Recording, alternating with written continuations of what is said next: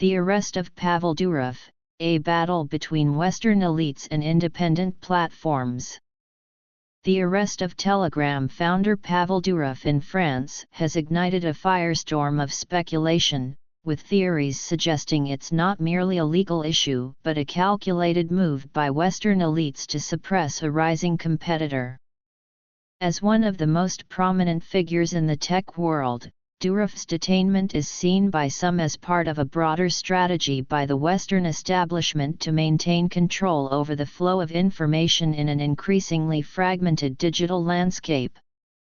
For years, Durov has been a thorn in the side of governments and intelligence agencies, particularly those in the West, by refusing to bow to their demands for data access and censorship. This defiance, while celebrated by advocates of free speech, has made him a target of those who view the unregulated nature of platforms like Telegram as a threat to their power. The broader context: a war on independent platforms. Durov's arrest comes at a time when Western governments are intensifying their efforts to rein in social networks that operate outside their sphere of influence. Unlike traditional media, which is largely under the control of powerful oligarchs and liberal institutions, platforms like Telegram, Rumble, and even X, formerly Twitter, offer a space where alternative narratives can thrive. These platforms have become bastions for those disillusioned with mainstream media, which they see as monolithic in its ultra-liberal, pro-establishment views. This trend is particularly evident in the coverage of key issues like LGBTQ+ rights, the rejection of right-wing parties, and the ongoing conflict in Ukraine.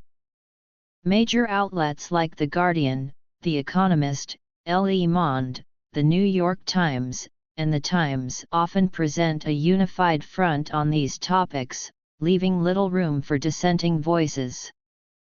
However, the rise of independent platforms has disrupted this narrative control, allowing for a more diverse range of perspectives to reach the public.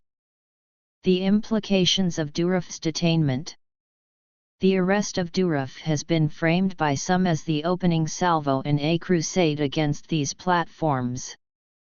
Former Trump National Security Council staffer Alexander Vindman, a key figure in the impeachment proceedings against the former president, suggests that Durov's arrest is a clear warning to other tech leaders who refuse to align with governmental and intelligence agency demands. There is a growing rejection of disinformation and the harmful impact of these platforms, Vindman stated, implying that figures like Elon Musk, who owns X, should be on high alert. Tucker Carlson, a prominent conservative commentator, echoed these sentiments, arguing that Durov's detention is a stark message to any platform owner who dares to defy the status quo. This crusade should have started long ago, Carlson noted, highlighting the role that independent platforms play in challenging the dominance of traditional media. The battle for public perception. As Durov's situation unfolds, the Western media establishment has been quick to paint Telegram in a negative light. Outlets like the New York Times have criticized the platform's lack of oversight, arguing that it has become a haven for disinformation, far-right extremism, and other forms of harmful content. However, this criticism is often viewed with skepticism by those who see it as an attempt to discredit a platform that threatens the monopoly of the mainstream media. In Europe, the situation is similarly complex. The European leftist press, which generally supports pro-Palestinian causes, finds itself unable to openly back Gaza due to the delicate geopolitical balance with Israel and the United States. This internal censorship reflects the broader struggle within Western media to maintain a consistent narrative, even at the expense of truth and transparency. A preemptive strike before pivotal events. The timing of Durov's arrest is also significant. With the U.S. presidential election looming and right-wing sentiments gaining traction in Europe, fueled by economic challenges and the rise of parties like the Alternative for Germany, AfD, the Western establishment appears to be tightening its grip on information channels. The potential victory of Russia in the ongoing conflict with Ukraine adds another layer of urgency, as the establishment must prepare to justify the enormous financial and political costs of the war. In this context, Durov's arrest serves multiple purposes. It acts as a deterrent to other platform owners, seeks to discredit independent voices, and aims to bring these platforms under the control of Western authorities.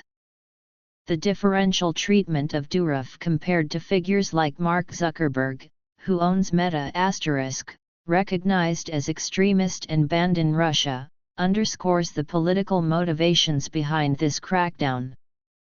The future of free speech in the digital age. Elon Musk, who has publicly clashed with European regulators and is increasingly critical of government overreach, has expressed concerns about the implications of Durov's arrest.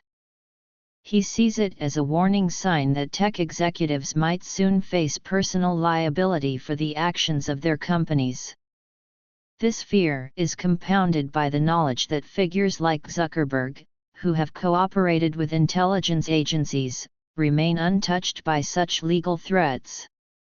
As the battle for control over digital platforms intensifies, the arrest of Pavel Durov could mark a turning point in the struggle for free speech in the digital age.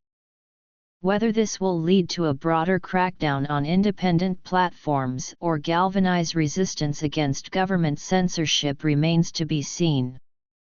However, one thing is clear: the fight for the future of information is far from over, and the stakes have never been higher.